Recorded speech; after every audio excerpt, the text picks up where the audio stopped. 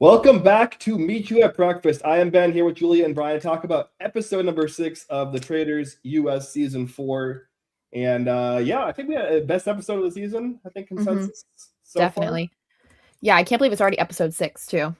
Yeah, about halfway flying by. Yeah, definitely best episode so far. Kind of bad vibes, but Yeah.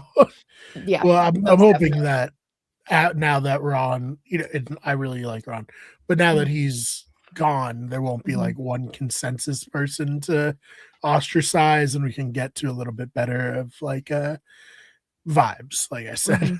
Yeah, definitely. I was so sad for him when he was going around and he was like, I'm just gonna say all my goodbyes now. And I was like, oh, Ron, you poor thing. But, whatever. It was your time, apparently. But that was probably the most chill part of the episode, honestly. There's just so much that happened in that one episode. And I have a lot of notes. And it's even spilled over online. The Traitors like accounts are saying stop being mean to somebody, but they won't say who. But I think we all know who. Yeah. And very interesting. Yeah, I a lot of my notes were about Colton, so I feel like we're gonna be spending a lot of time talking about him. Not too happy with with Colton. And I think that's kind of the general consensus of America. I don't think people were happy with him when he was the Bachelor, after the Bachelor, and now, because people are, I think the only person that thinks he's getting a good edit is Colton, because he technically is getting a good edit, but I think everybody in the pop culture world that knows him knows how screwed up he has been in the past. So like people are just not falling for it and not giving him any kind of redemption arc, because he does not deserve the Dylan Efron edit at all. I don't know if I would say I'd say he's getting a prominent edit off the back of him just playing like a really aggressive game and like that kind of necessitating him getting a prominent edit because he's so like involved in the story. I wouldn't necessarily call it a good edit though, right? Like I would say like, Michael also got like a very prominent edit, but like I would definitely say also not a good edit. Yeah, no, definitely. But Rappaport is just bonkers in general. So that's just him. Yeah. But they got what, we all expected them to get with these two, frankly. So if they're upset that people are sounding off about their decisions online, 100% on them. We all knew who these people were when the cast was released. In fact, Ben, I remember people being pretty vocal about not wanting Michael Rappaport on the cast. Yeah, I mean, I'd say both of them were like, like the two big names that people were like, why are they here? Right. Yeah. Yeah, and I think they're probably going to regret cast. I mean, I don't know. I feel like I don't know the minds of the producers, but I feel like it's kind of a 50-50 toss-up whether they regret casting Colton, because even though he is vile in his own ways, he's still bringing in a lot of viewers and a lot of talk about the show. So bad press isn't always bad press. So yeah, I feel like it could go either way. Yeah. No, I mean, I think like a part of it also comes from like the fact they haven't really, like with Michael at least, like he had the comment in the episode right before he got banished that kind of like, opened the door to a lot of the reasons why people were not happy that he was cast. But with Colton, like none of his past stuff that people, reasonably dislike him for has really even been touched on or addressed at all on the show proper. And I feel like people don't really know that unless they really, really tuned into his season, because as far as they know, he was just the Bachelor and it didn't work out with the girl that he picked, because he's obviously married to a man now. So like, I think people, I mean, I even pretty much forgot about everything that happened in his past until he got casted for the show. And I was like, oh, right, I forgot that he did all of these things. So the cast is probably all finding out about it now, but I would be shocked if all of them knew this while they were filming, because it was kind of something, it happened many years ago now. So it's not, it's not like super relevant. in today's pop culture, but it is resurfacing again now. Whereas I feel like he kind of did that. I feel like he tried to, get a redemption arc, but in doing that, people are pulling up all the weird stuff that he did in his past. So it's like, I don't think he really got the arc that he was aiming for coming on the show, but I don't know. I don't think he's necessarily deserving of it, but that's just a female perspective. So yeah, we'll see how it plays out for the rest of the season. Like, he's still there. Like, he's somehow, like, despite his gameplay, still like kicking, and like, it feels like it's building up to maybe him crashing and burning next episode, but who knows? And also, who knows? Like, we are going to get a reunion. So with people coming in for a reunion, where now they will at least be aware of his history, whereas perhaps most, if not all, of the cast seemingly wasn't aware of it during the actual filming of the game. Whether or not it'll come up at the reunion. So yeah, whether or not he has the guts to show up to the reunion if things go poorly. So a lot of people are speculating that he's not going to show up to the reunion because the internet's trashing him. But I'm like, I wouldn't be surprised, to be honest. He's a little bit of a narcissist, so I wouldn't expect him to not go. So we'll see. We'll see what happens. But he well, I don't know. I guess we'll see how the next couple episodes go. But I think they were definitely planning on murdering him, but then they couldn't. So now they're kind of having to deal with him still. And I will say he's smart for catching on to Lisa, but Lisa's been awoken, and she's going to not let him drag her name for sure. Yeah, that was, I think, one of the better parts of the episode was Lisa being like, all right, you want me? Here I am. I'm gonna come out and be myself. And I think the show will be better for it. From everything that I've heard, she's pretty entertaining. So she's very entertaining, yeah. But that's the thing, is like, she's made it. I mean, she's been making TikToks about it too, but like, Housewives is like she was on the Housewives for many years, but it was a very small fraction of what her life is about. And so I think she was trying to explain that to him, that like, just because she was a housewife doesn't mean that that's how she acts all the time, because anyone who's seen Housewives knows that any of the housewives can get activated.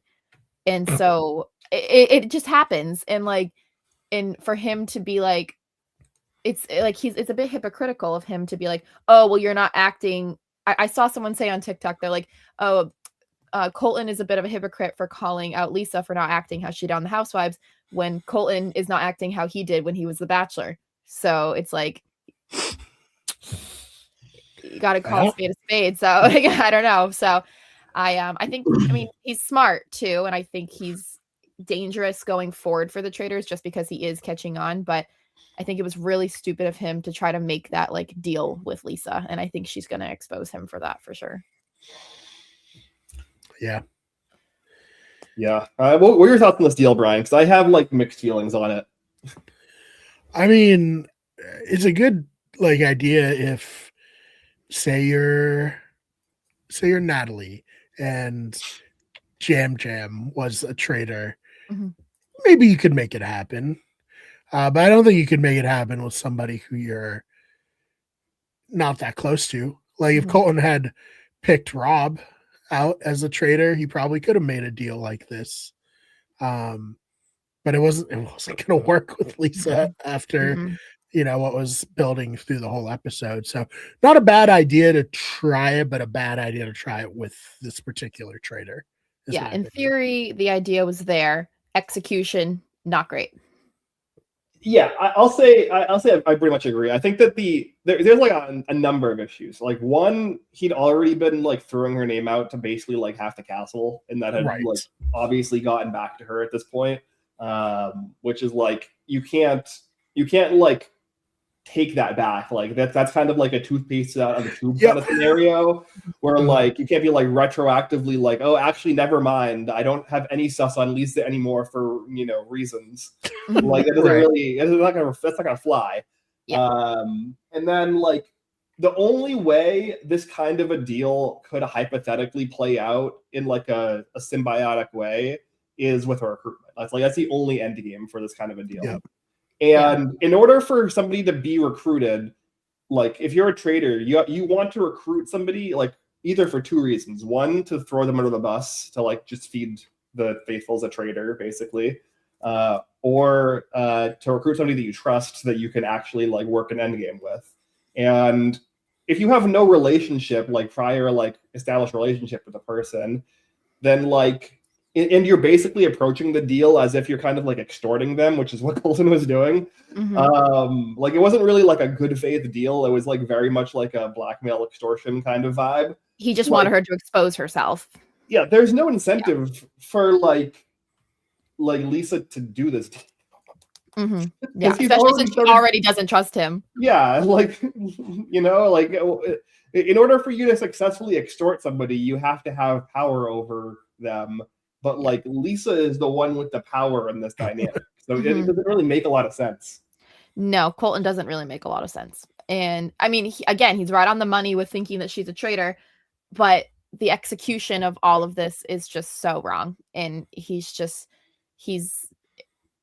feel like everyone else is conflicted with trusting him because of all of the Tiffany stuff and everything too. So like he was so outwardly in on Tiffany, and I feel like Lisa is safer with the people that don't trust Colton's judgment. So, because there was obviously people that believed him, people voted for Lisa, which we'll touch on, but I don't know. I feel like Colton doesn't have the reputation that he thinks he has. Right. Yeah, I mean, we talked about this as well. I brought this up, I think, was it last week when we were talking about like the other faithfuls pointing out like, oh, Colton is like trying to lead the charge. He's got like a bunch of sheep following him. And I was like, what sheep? There are no sheep that are following him. The sheep on his sweater. Those are the ones that are exactly. Following him. Right. Yeah. Like it's like the sheep in everyone's like collective imaginations, because there's no sheep following him. No one trusts him. No, he's not leading the herd at all. So yeah, I don't know. I don't really. I think he's almost kind of gotten to a point where, like, especially with this murder in plain sight, which we'll talk about as well, where it's gonna be like way too risky for the traitors to murder him, and like at a certain point, the faithfuls might realize that he is like either a completely powerless faithful, or like a traitor that they could just kind of like drag along and like banish later down the line. So that's the optimal strategy on the traitors. As like you find a traitor and then you don't banish them, and then you wait until like the final 10, 9, 8, and then you banish them then, so that they can't get recruited. Right. And like even with the murder in plain sight that we're gonna get, like Lisa's the one that has to initiate it, and I'm sure right now she wants nothing to do with Colton. So it would be sus on her part if she just starts chatting it up with him. I mean, obviously we don't know exactly how it's gonna go down yet, but I think, unfortunately, it isn't like an easy like thing for her to do, because why would she just start chatting it up with Colton? And I think, from what it seems, they have to like touch the amulet. So why would Colton being like, oh my God, Lisa, what a pretty amulet? Like they're just not going to talk like that. So unfortunately, it will have to be someone that is kind of like that with Lisa. And honestly, I fear she may have to go for Dorinda at this point, because Dorinda is being super shady to her behind her back. And I think she's catching on to it. So yeah, that was also my first thought as well, was that you might have to go for Dorinda, which is really bad again, because like that's the last non-traitor housewife. And if this like a housewife is a traitor kind of sticks in the ether, the only two options left are the two traitors. So. Right. And like, but that's the thing that's like shady, is like people like if the faithfuls are thinking like, oh, like it's not a housewife up there because housewives aren't sticking around. But I also think they gave Lisa a little too much crap for the Portia vote, because based on the evidence that Ron had, like she very well could have been a traitor in their perspectives, and like she slipped up way too many times to have even been considered a good faithful too. Like she just wasn't great. And so I think Lisa had the right motives to vote for her, and people were like using that against her still, when it doesn't matter if they're a housewife or not. And was it like Natalie? She's like, I would never vote out a Survivor person. And it's like, Right. but you did though on Survivor. So it's like, you can't, like, I don't know. I feel like the whole thing was a bit hypocritical. And I feel like they were just kind of looking for something to be mad at Lisa for. Yeah. I mean, hey, she's in a bad spot now. Especially with Colin openly going after her, especially if they do banish him and then he's a faithful, then they're gonna be like, all right, well, maybe Lisa is a faithful or a traitor. Let's just take a swing and see, which honestly could be better for Candace, honestly. Like, she could kind of parlay that into being like, oh man, I didn't think she was a traitor, but apparently she was the one housewife who was. Right, because people aren't going to think that there's two housewives up there. I don't think so. I think that was intentional with the casting because there's never been two housewives, and there's some seasons. Has there been a housewife every season or no? Only Phaedra, right? Yeah, I think only Phaedra. Yeah. So having the idea of having two, like, that is kind of a good place for Candace, because she could be like, oh my gosh, not my fellow housewife. Yeah. So I think Candace is in a much better place now than when the show started. But no, Colton really screwed Lisa's position, and Dorinda's not helping. No. So I do want to go back, I think, to the Portia thing. I think that the reason that people are more sus on that specifically was because the alternative in that vote was Donna, who ended up being a traitor, right? Like, I think that's kind of like the logic on that, where it's not just like her voting against Portia, it's her voting against Portia in like a semi-close vote where the alternative ended up being a traitor. Right. And statistically, or like on like a very like kind of base level strategy perspective, right? If the Traitors is ultimately just a numbers game, and if you have a pre-existing relationship with people, you're incentivized to keep them around, be able to use them as numbers, which is why the whole like Tiffany is a traitor who like murdered Ian first logic made no sense to me. Right. Like under like pretty much no circumstance would Tiffany as a traitor ever murder Ian first. Like it doesn't make any sense. Like even from like we're playing like at a level 3, level 4, like it's still like it's not really defensible. And like for that reason, the only time you would expect like a housewife to vote against another housewife in the first round when they were a faithful and the alternative was a traitor is if they were also a traitor trying to defend the traitor. Now that's not actually what happened, because the Traitors didn't know that Donna was a traitor, but it does look bad. And it does look bad for sure. And that's the thing that sucks in the situation is Portia. We didn't know at the time that Donna was the traitor. So Portia could have just been a really bad choice, and she could have been slipping up left and right. And I mean, I think looking back now, like they wouldn't have had a third housewife as a traitor, but the way she was slipping up made even us as the audience be like, okay, is it her? And she's just really bad at this. But I think, I mean, none of us knew that it was Donna until she exposed herself. So how was Lisa to know? So I feel like she's just back in like a bad spot, and I'm really pulling for my girl Lisa. I really want her to come back from this, so I'm gonna stay hopeful. But I don't know, it seems tough.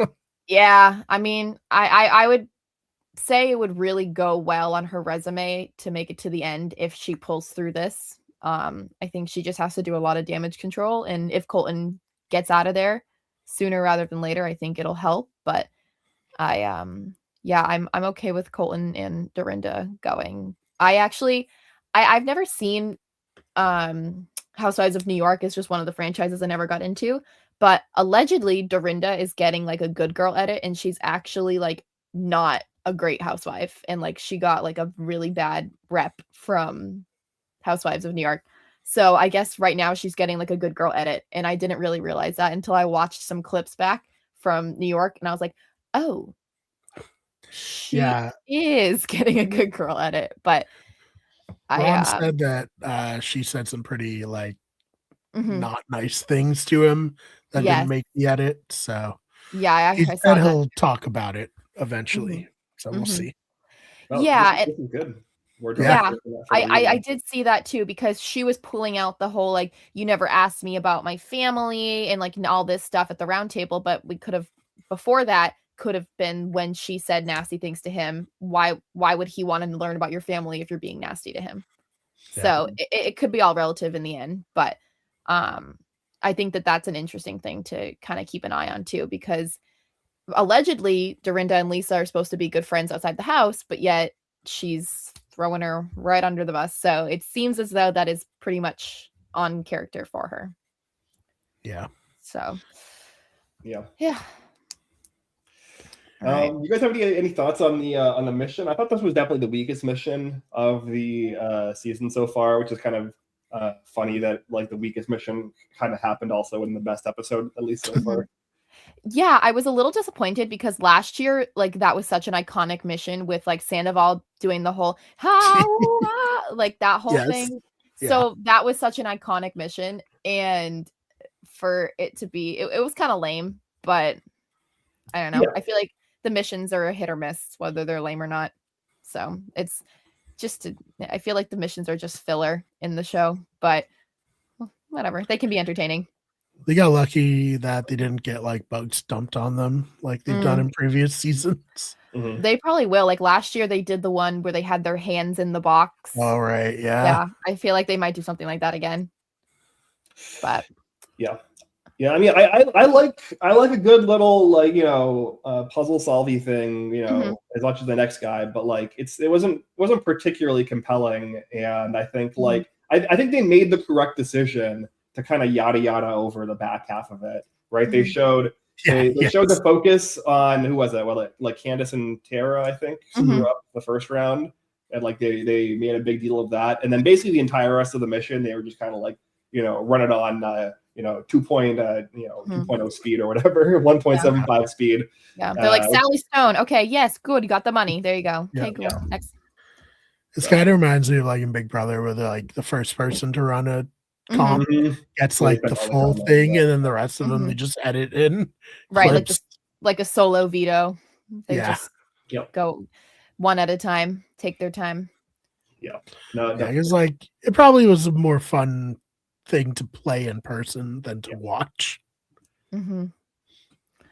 But I mean, it's cool. It's probably cool in person to like figure out the puzzle and like work together, and like it's probably spookier in person, but it didn't really seem like it was all that scary. Like Johnny had his hood on and he was like hiding. I'm like, it's fake blood, Johnny. Like you're fine. Like I don't know. It felt a little. They really milked it with the dramatics, but I feel like that's just typical. So I did appreciate though that at the very least they have like realized like, oh, if the mission's a dud, just like kind of speed over it in the edit and get to the good stuff. Yeah, it's just for shits and gigs at that point. But okay, we have to talk about Rob. Big boy Rob. Yeah. What are your thoughts? It's like I would say his first like mistake of the game, right? Like I think he's played like a pretty clean game up until this point. I don't know. I think the vote was bad, obviously. I think he was counting votes, and that's why he was agonizing so hard and like trying to like figure out whether Lisa was gone or not. And he thought the votes were there to get Lisa out, and he wanted to be on the like good side of the vote and not, look like a traitor or whatever. And he was just wrong. Like the votes were off. It was close, but the votes were off. And I was surprised that Ron got so many votes, given like they were showing like all these people being like, oh, I don't think it's Ron. He's not really like acting like you would expect a traitor to, which correct. He wasn't. So definitely bad. I don't think it's that bad though, because like it doesn't really fundamentally change his position in the game at all. Like if you're a traitor, the best people that you can piss off are the other traitors, because they can't really do anything about it other than try and like lead a vote against you. But he's socially positioned the best, I would say, of the three of them, just on paper. So it's probably going to be a really hard thing for Lisa to do right now, especially when she has Colton she has to deal with first. Like at the very least, he's like going to be a secondary thing that she has to take care of. So I think it was not good, but I don't think it was as bad as it looks on paper. No, I don't think it was game ruining for sure. I think the girls are definitely going to put him in timeout. And like he's definitely, I think Lisa said she's like he's going to get a spanking after this. Like like and rightfully so. I think in that moment he was too afraid of not looking like a faithful. Yeah. And I can understand the gameplay thought of it, and I think he in that moment I think that was a really big moment to show his loyalty to Lisa without outwardly saying like we're working together. And he didn't necessarily have to vote for Colton, and in his heart he didn't want to vote for Ron, but I think it was obvious he could probably get a vibe of the room where I mean I don't know, because like you said, people were saying I don't think it's Ron, I don't think it's Ron. So I think that's where he got conflicted, because I think he would have probably easily wrote Ron's name down if he knew everyone else was voting for him too. So I feel like he got severely conflicted in that moment, and he's going to have to pay for it, but I don't think it's going to necessarily ruin his game. If he was the deciding factor of Lisa going home, I think Candace would have had some choice words for him. But yeah, ultimately, I think he's still in a really great position to win this thing. And I think that him voting for Lisa just shows that he's capable of making bold moves. So I'm curious to see what he does. I think like if it had worked out, like just give him the check now, like write it out too. We don't need to play the rest of this game. But even though it didn't, like he's not getting banished by the rest of the cast, and he can't get murdered. So right. Like, yeah, it's gonna be awkward. Like that turret. I mean, I guess we got a little bit of a preview of it when they were all in the kitchen, which not good. Don't all whisper to each other in the kitchen by yourselves. Yeah. But I guess because they didn't think they were going to have a chance to have it out in the turret. But when they do get back up there in private, it's going to be an uncomfortable, session for him. Definitely. And I mean, I don't know. I think he'll be fine. I think they'll bounce back from it, especially if the murder in plain sight is successful. I think that he's just going to get a stern talking to, and I think they'll be fine, because again, the thing about Rob is he is so lovable, and like you said, he's like good with all the faithfuls and he can't get murdered. So like he's the way his social standing is in the game is so impeccable, and I think I think he's, regardless of what he does, he can do no wrong in all the faithfuls' eyes. So but right now with Lisa and Candace, he is doing wrong. But yeah, I think he's so he's so good looking that like it's gonna be easy for him to smooth things over with people and like charm them. I'm sure that's what happened on Love Island. I'm sure he was, very charming and whatnot. So I think he'll be fine. He made it much further on Love Island than he should have. But he had maybe 5 different relationships when he was on Love Island. Oh, wow. Yeah. It was just, one after the other. And he stayed way too long. But again, he's Rob. And you're like, all right, Rob, you can stay, whatever. Right. So it's just history repeating itself. And I wouldn't be surprised if after this, he has like a Dylan Efron moment and he's on Dancing with the Stars or something like that. Like I could see this fully panning out for him. And I think he's a one survivor, so I think he'd be good at that too. Yeah. I don't know if he would be into Dancing with the Stars, but like as a Dancing with the Stars fan, I could totally see that arc of him getting on.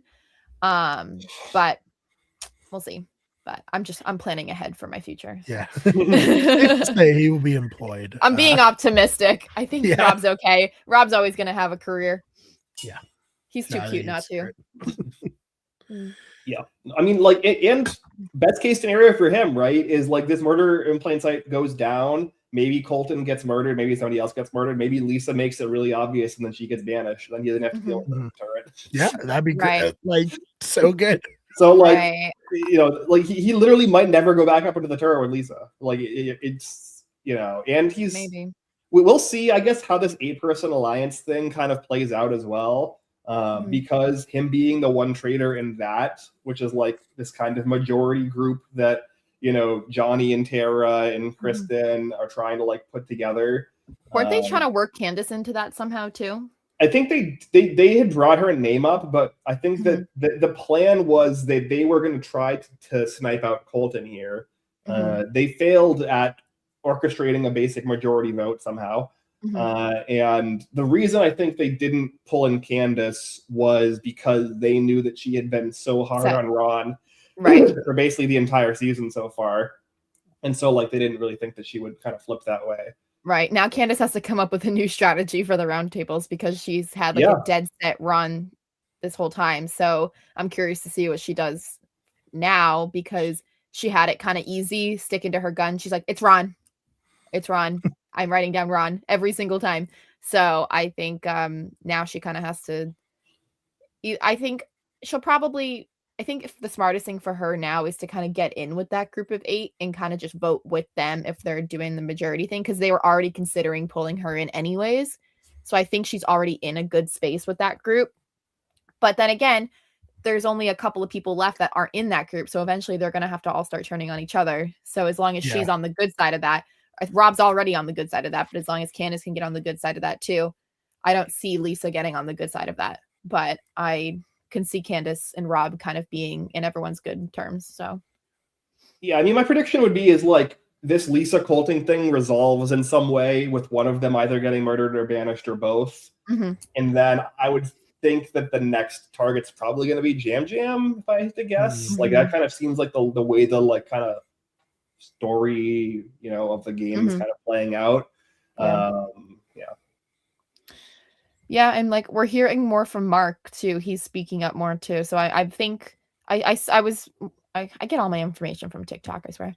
But people were saying like they were silencing certain people in the beginning episodes that ended up sticking around because they weren't really relevant then, but they're relevant now. And like Mark got a lot of screen time this past episode and he was actually like speaking up and things. So I'm curious to kind of see what he does going forward. And again, there is that Dancing with the Stars connection there, so get Rob on Dancing with the Stars. But whatever, I have digressed from that. But also just incredible hair on Mark. That man has an amazing head of hair. Yeah.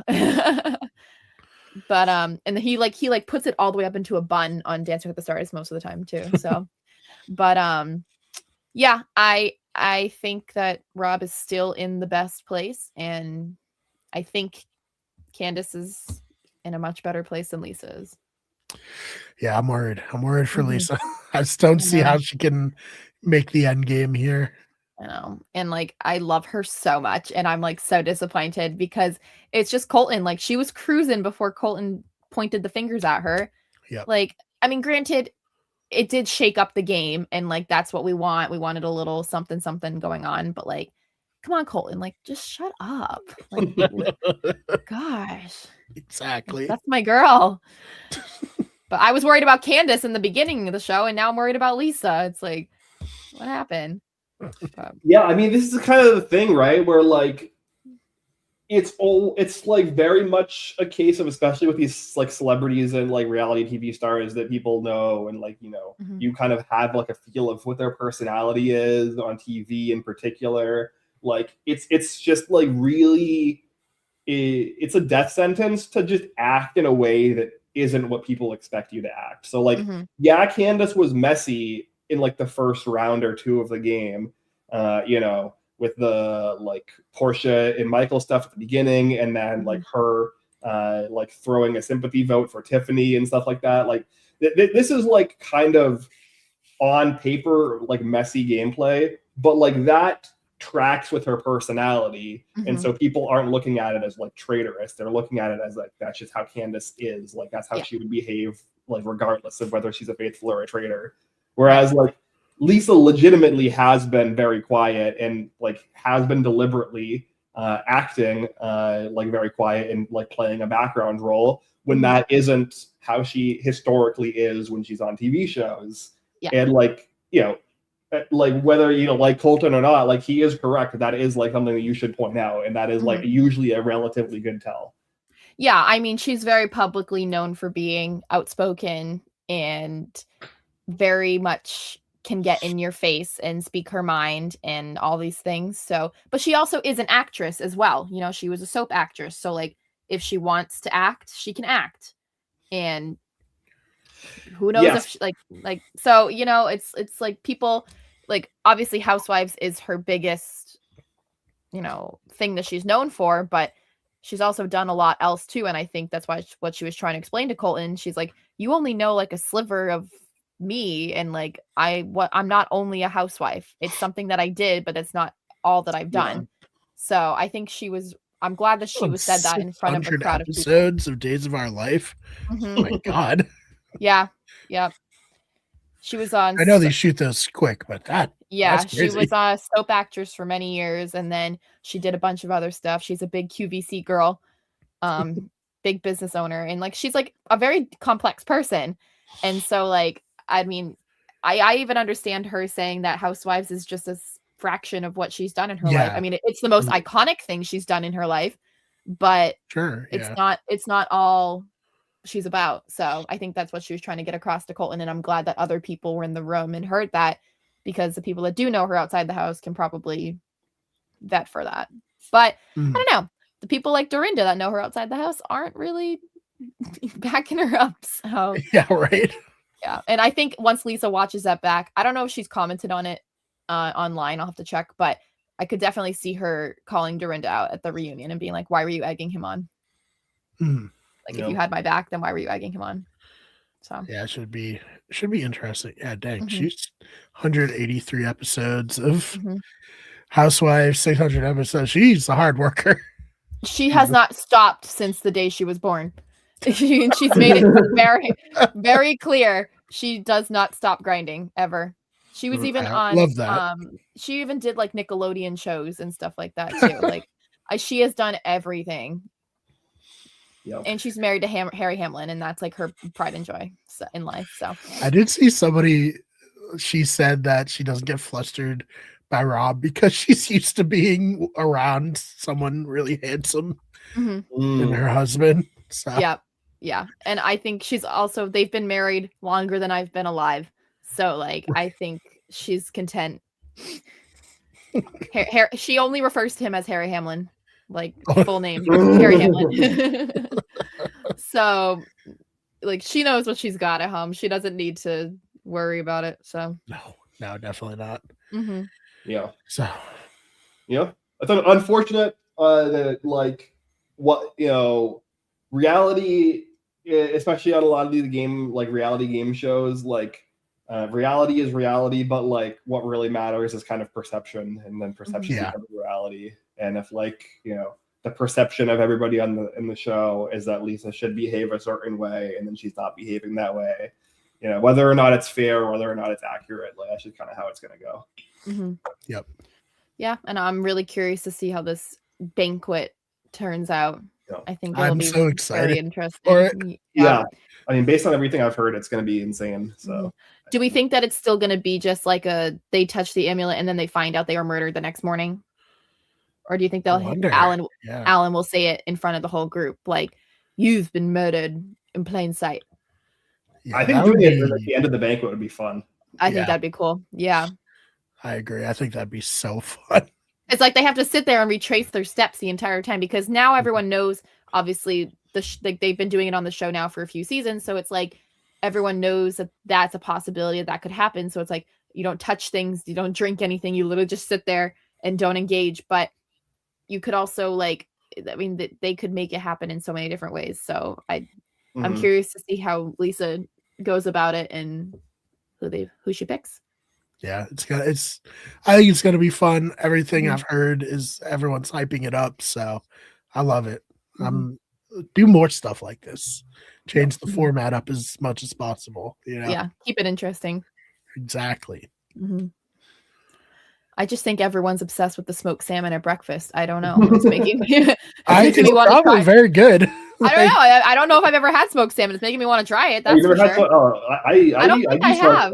I do lox on the bagel. You know, I think that's okay. Yeah. I think I've tried like the Trader Joe's one. They have it in like the thin sliced one. I don't know. Apparently it's delicious, and I have to try it now. Well, I don't know. I never really thought about it before. Yeah, apparently, but I guess I'll try it now. See what happens.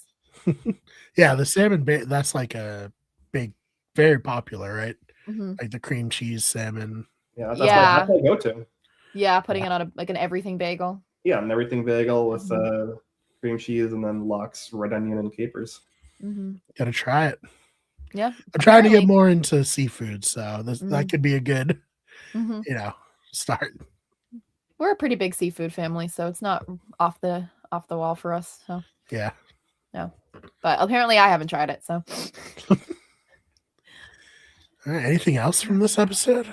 No, I'm just excited to see how this banquet thing goes. So, same here.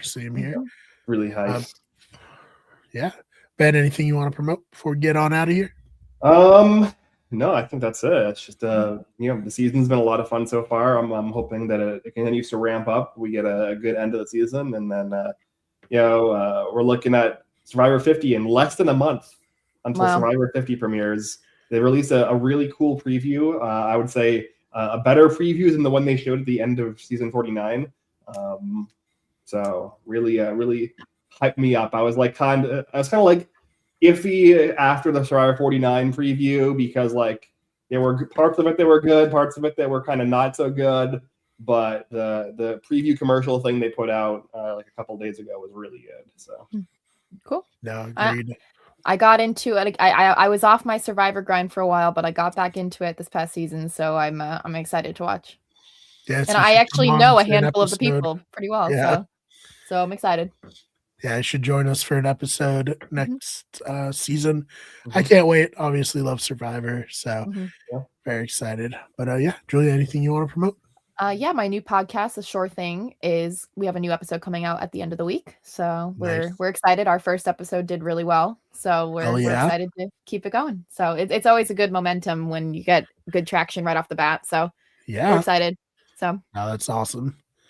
And as for me, of course, check out the main channel, Wiki Good Everything, our spin-off channels, Those Fake Nerds for nerd and pop culture news, as well as Wiki Good Sports. This is Better Radio, hosts all our podcasts. Earlier today, I recorded an episode with Ryan about the new Night of the Seven Kingdoms episodes. That was very fun. Go check that out. And other than that, thank you so much for watching this, and we will see you in the next one.